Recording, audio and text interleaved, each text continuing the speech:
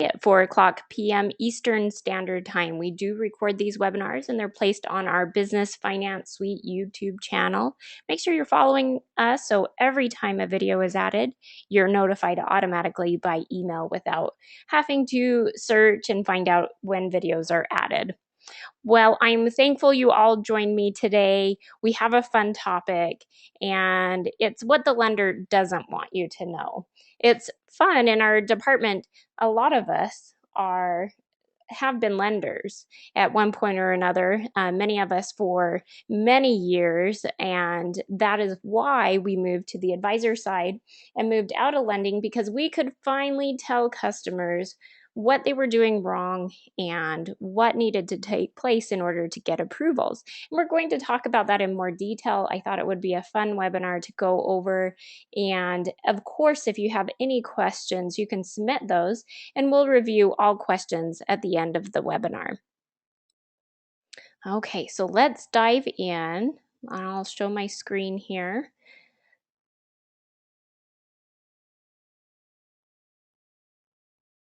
Okay, so this is from a lender's point of view, and today we're going to basically review the top items lenders wish you knew, and here's their comments off the record. Now, lenders are very regulated. The whole lending industry is very regulated. So they are told there are certain things they can say and can't say. And think about it. If you were a lender, would you really publish your underwriting criteria or tell a consumer, hey, this is what I'm reviewing in order to approve you?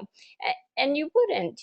This needs to be a system where the client's not necessarily prepared to tell you the exact answers you want to hear. You want to hear the real answers. And so they walk this fine line in their defense, and they are also very regulated. So let's dive into these top items, as we polled a lot of lenders and also counted on a lot of our experience in this industry, which was really fun because we have a really educated base of advisors who have been in this lending world, which makes this program even more effective. Okay, so let's dive in. This is fun. Number one, we are looking at your business credit. And, this is something that a lender is saying to the consumer. This is something they wish they knew. I'm looking at the business credit reports and I'm not obligated to tell you this. So lenders are not obligated, like they are in the personal credit space, to tell you that they're looking at the business credit. This is why many business owners may not feel the need to build their business credit or understand the impact that business credit is having on their business. So for years, lenders have been looking at the business credit reports, and the business owner really had no idea what was on their business credit report or how that was affecting deals. It's mainly because they're not regulated to tell you these things. And they're not just reviewing the credit history. They are looking, we've talked about this. One of the first things a lender is doing, they are verifying, is this business real? Is this business owner real? They're trying to stay away from fraudulent applications. And so they're not just reviewing the credit history, they are going to look at the business name, address, owner, and industry type as reported on the business credit reports. That's why it's so important that the business owner understands what is on the business credit reports and ensures that that information is always correct. It's not worth taking that chance. Let's go to the next item. Number two, this is from the lender's mouth. We want to make sure you are who you say you are.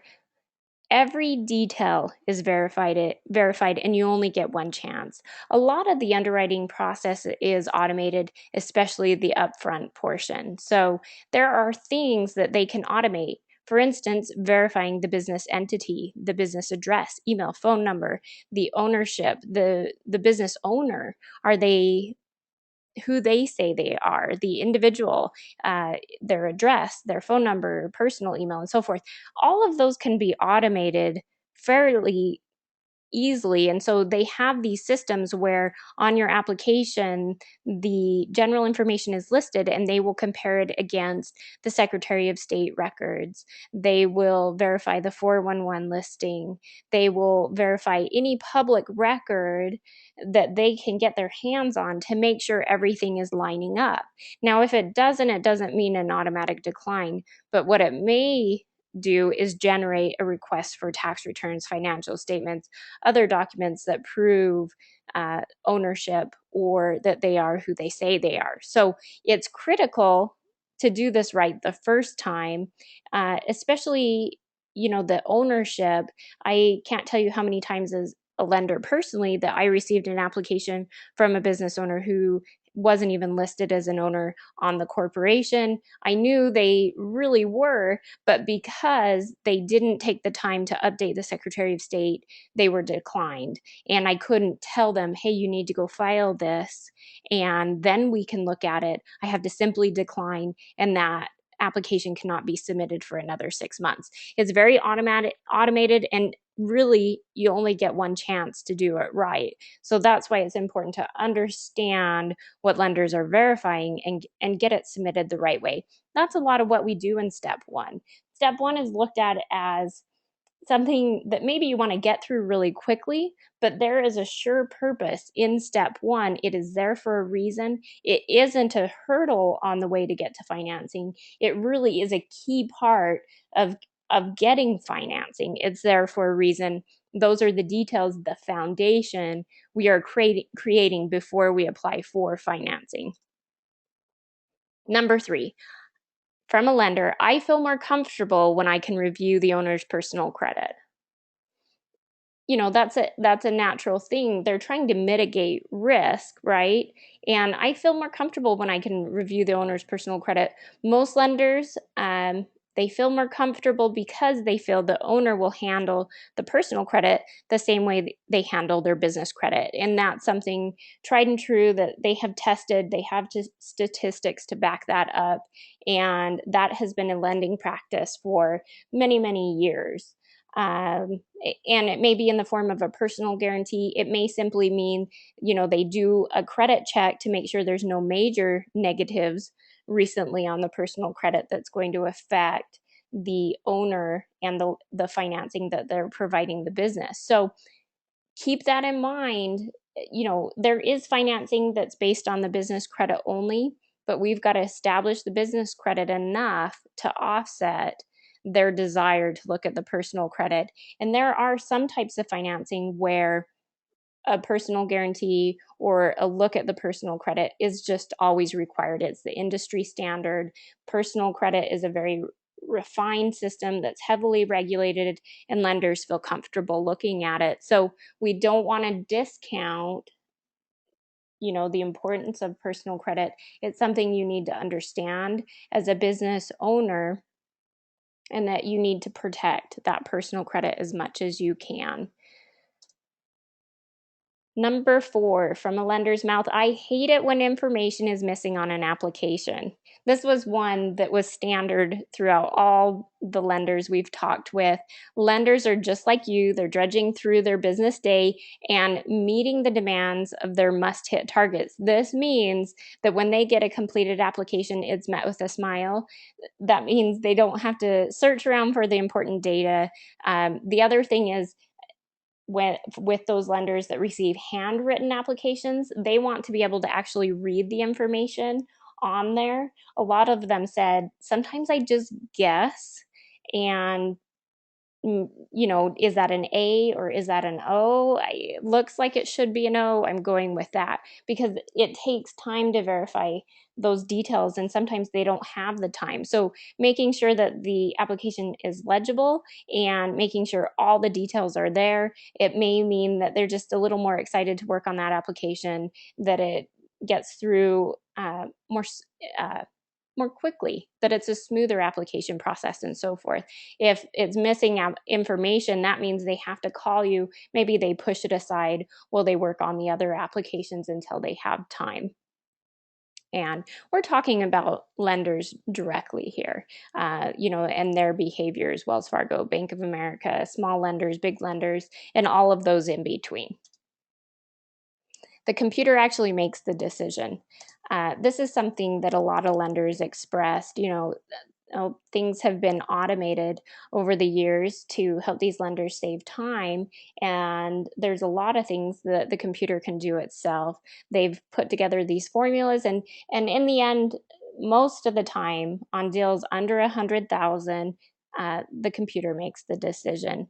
So from a lender, I really don't have a say. It's the computer that tells me if you're approved. This is why it's critical the information on your application is correct, because it's really not the individual discerning, hey, you're a nice guy. It sounds like a fun business plan. Let's approve you. I got that a lot as a lender. A customer would come in and say, here is my application, but let me explain it to you. And I'd listen, but in the back of my head, I knew that really it's the elements in the application that matter. That's what the system looks at. And unfortunately, I couldn't take their personal point of view into account when receiving that application.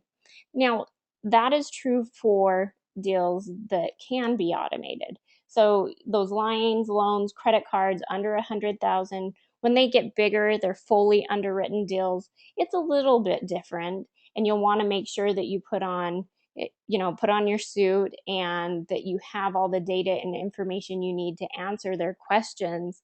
But in general, those smaller lines, loans, credit cards, the smaller lending items, those are very much automated. And that's why it's important the information on the application is correct. All right, the next one, from the lender's mouth, I can already see you're not going to be declined, but I can't say anything. This was something a lot of the lenders brought up. A lender cannot help you fix your application. They can't tell you what numbers to enter or advise you on how to best submit your application for an approval. There are so many regulations and bank policies that put the lender under a microscope. They have to do good deals, and they cannot advise you on how to fix an application. An application is really your statement of, this is who I am, this is what my business does, this is what I need. And they can't fix that. They can't help you doctor it.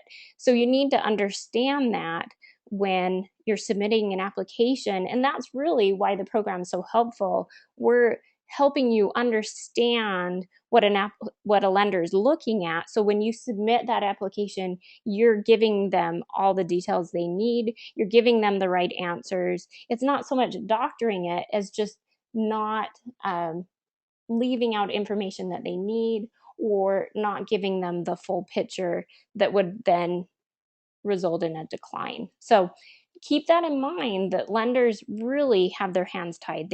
Even though they can see on your application you're likely not going to get approved, they really can't say anything. Okay, number 7, from a lender's mouth, I can't tell you if you're going to get approved or not. This was something a lot of lenders brought up. The first question they get when somebody sits at their desk, can I get approved? What is the rate? And what is the term? And then they all have their own phrase that they like to use, but the base of it is they cannot tell you those details until the deal has gone through underwriting, because there's so many elements that are taken into account to get an approval to determine the rate and the term. You're going to get a general, anytime you ask this question, you're going to get a general response, which is our rates are from 5% all the way up to 20%, depending on what your business qualifies for. The term can go anywhere from 12 months up to 82, depending on whether, so there's huge ranges, and they feel like they say that a lot. So it's important that you understand that. They want to be able to answer that question, but they're regulated. They can't tell you that up front without looking at the whole deal and getting all of the information. So you can ask them, what is the rate span? What are the general terms? But they can't tell you for sure whether you're going to be approved or declined until they really put the deal through underwriting. They're regulated. They really can't do it. And so don't get offended if they can't give you that upfront information. That also helps you understand this is why they need all the details up front, is so that they can quickly get it through underwriting and get you those details that you're interested in. Okay, so the number 8 thing that they brought up, I from a lender's mouth, I have to give specific decline reasons. Sometimes they aren't exactly the reasons you were declined. And what they mean by this is they are regulated. We've already brought that up, so you know this. They're heavily regulated, and there's only certain decline reasons that are approved to give out. So they have standardized decline reasons that they select from, typically in a drop down menu. And sometimes they may not even choose the right one. Human error. So you may get an application that declined you for a reason and you're sure that's not right. Well, you're right. They probably made a mistake. It's probably worth a phone call. That doesn't mean you'll probably get the decision reversed, but it's important to understand where you were declined, and any hint to help you understand why is useful. So they have to select these predefined decline reasons that are approved by their institution and the regulators.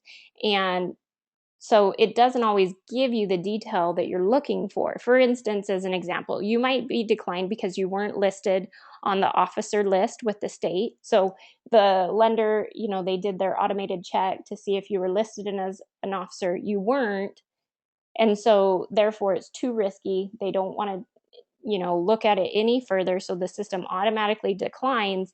And the decline reason that's closest fit is unable to verify business, which really does not give you enough hints to be able to go in and fix the problem. Nor can the lender go in and tell you, hey, this is what's really going on. They have to go with those predefined stated decline reasons in general. So just keep that in mind. Sometimes you want to call the lender or the underwriting department, and sometimes the lender just takes the application and it's really the underwriting department that has the answers. So if you talk to the underwriting department, sometimes you can get a couple more hints out of them, but in general, they'll use those predefined responses. From a lender's mouth, I get tired of declining. A majority of applications are actually declined. Statistically, more than half, well over more than half of applications are declined, typically for reasons that could have been solved beforehand. Maybe they weren't submitted correctly, they didn't have all the information, they didn't, build that strong foundation going in, or they really didn't understand how their personal credit or business credit would affect an application. So they just go in blindly. So a lot of them can be prevented, and that's a lot of what we do in our program. But from a lender's mouth, they said, we get tired of declining. It pulls on their heartstrings too. And one lender said this, I give out far more declines than approvals, and it isn't easy on me either.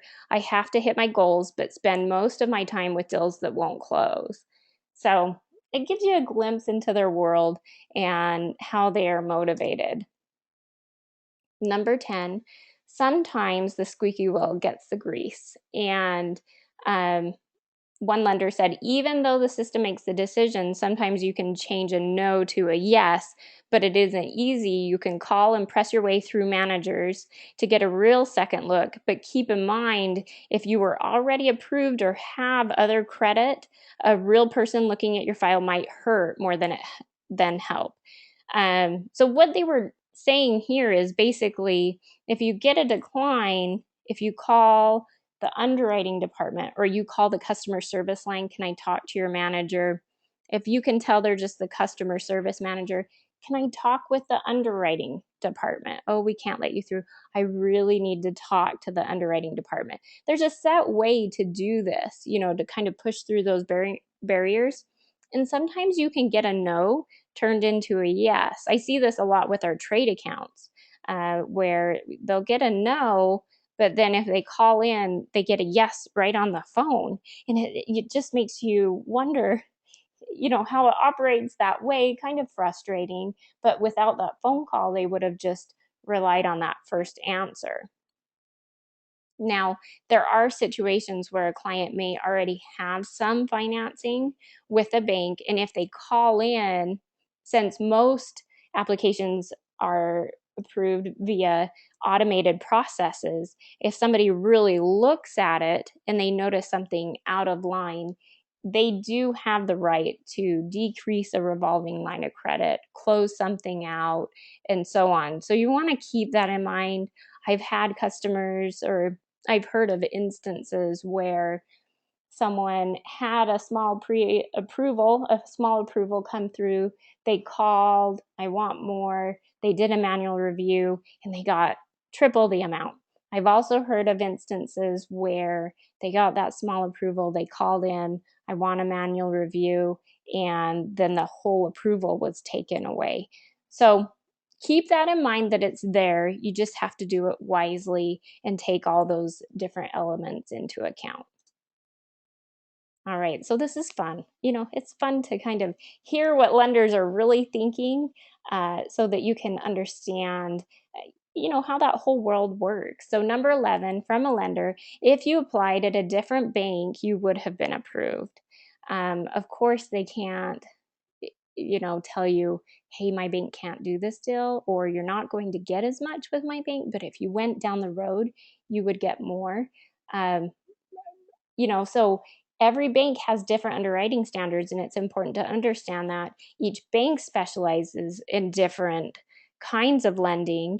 And as this lender was saying, my bank wasn't the best choice for what you are applying for, but I need to hit my numbers. So, keep that in mind. Not every bank is created equally. They don't have the same underwriting practices. They don't have, you could apply at ABC Bank and 123 Bank.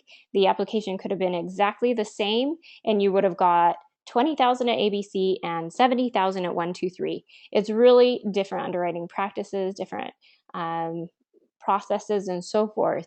And so it's important that when you are applying, that you go for the bank with that's the best fit for you. And that's what we part of what we do. I know we work a lot with a lender, UFS, and what she does is exactly what we're talking about. I know this lender reacts this way. I know this lender reacts this way. They're going to be okay with your revolving debt where this lender won't, so we won't visit them, and so forth. And she kind of just packages, hey, these are the best banks to visit, and so forth. So that's something that we really focus on in our program. Number 12, from a lender's mouth, I am only asking for additional information because, and this lender said, things like an incomplete application, incorrect state filings, etc., trigger a manual review. I'm asking for tax returns, financial statements, and other documents because we couldn't verify what was needed. You could have prevented the request. Of course, they can't say that to you, but it's important to understand that's the purpose of step one.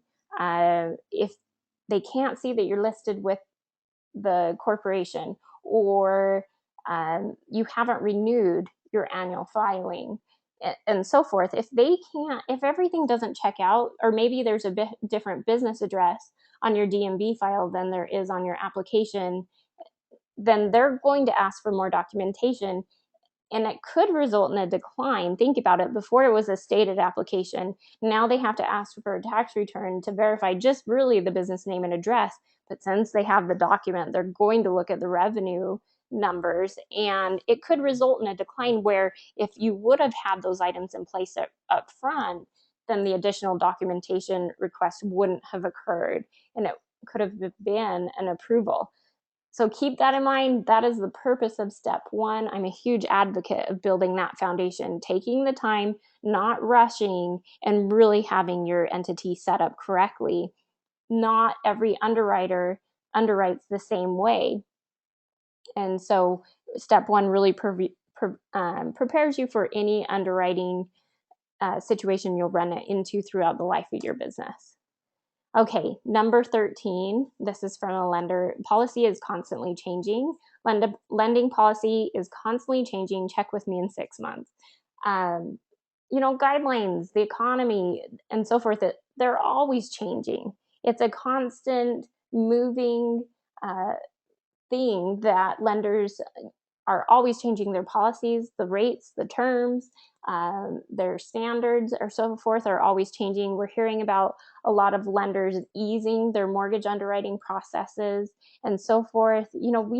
That's what we keep track of, is this constantly changing world of finance where one day they may require tax returns, the next day new policy, we no longer require tax returns on deals under 50,000.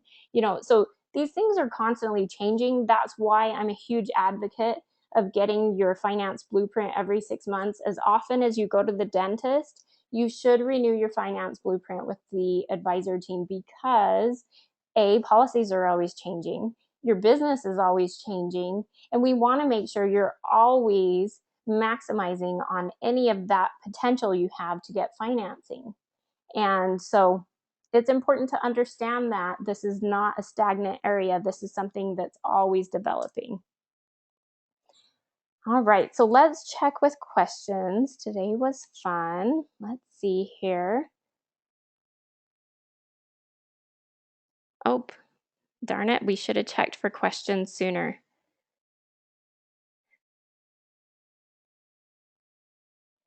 Okay, so looks like we had some audio problems and here, and I apologize.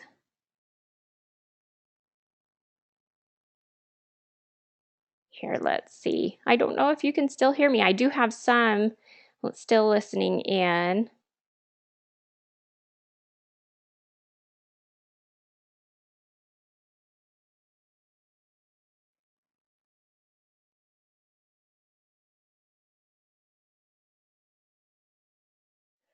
And then I do have some questions. Let's see. Sorry, I'll keep going through these. A lot of it was okay. So I did get some comments on these items as I went further. So I hope some of you could hear me. I will make sure that I do record a full webinar for you, going over my notes, and I'll get that pasted or posted on YouTube. Thank you for joining me, and I'm sorry if there were audio problems. I'm connected as usual, so I'm not quite sure what the system problems were, but we'll get that addressed. Thank you all for joining. I hope you join us again next week as we go through yet another fun topic. The advisor team is always here to help you. Our phone number is 800-497-0499. Have a wonderful day.